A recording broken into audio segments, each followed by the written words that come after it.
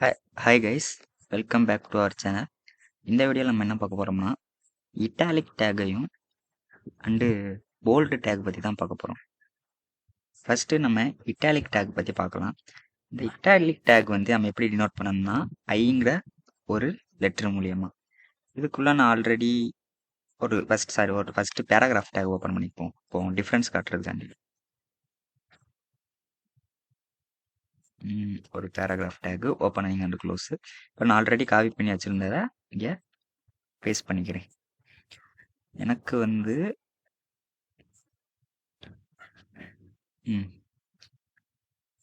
இந்த HTML stands for இந்த hyper tech markup language மட்டும் எனக்கு ஒரு ஸ்லாண்டிங்காக வேணும். அதுக்காண்டி நான் இட்டாலிக் டேகை யூஸ் பண்ணிக்கிறேன்.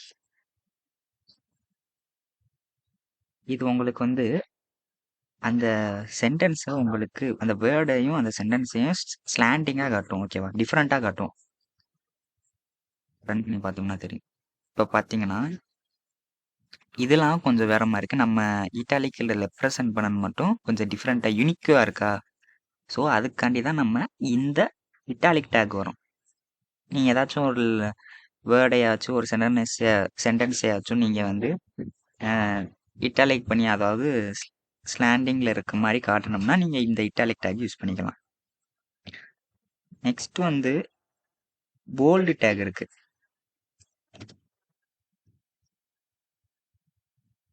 இந்த பின்னு நோட் பண்ணோம். இப்போ நான் இதில் என்ன பண்ணுறேன்னா HTMLன்னு சும்மா போகிறேன். இதுவும்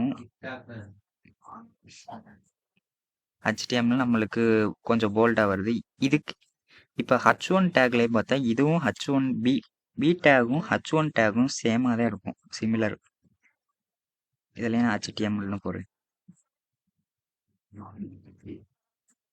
ரெண்டும் சேமாக இருக்கா? கொஞ்சம் போல்டாக காமிக்கிறாங்க ரெண்டையுமே. சப்போஸ் நீங்கள் பேராகிராஃபில் வந்து இந்த H1ன்னு வச்சு டினோட் பண்ணிங்கன்னா அது உங்களுக்கு கொஞ்சம் வேரி ஆகும். இப்போ நான் இந்த இட்டாலிக் டேக் தூக்கிட்டு H போடுறேன். H1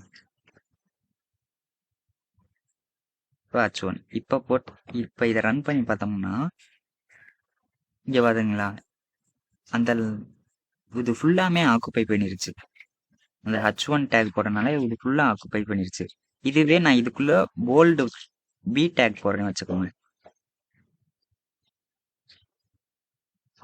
இப்போ அந்த பி டேக் போட்டோம்னா நம்மளுக்கு இங்கே மட்டும் போல்டு பண்ணி காமிக்குது. ஓகேவா? ஸோ இதுக்கு தான் நம்ம இந்த போல்டு டேகுக்கு வரோம். H1 டேகும் இதே மாதிரி தான் இருக்கும். ஸோ நீங்கள் பேராகிராஃபில் H1 டேக்லாம் யூஸ் பண்ண முடியாது. அதுக்காண்டி தான் நம்ம இந்த போல்டு டேக் வரோம். ஓகேவா?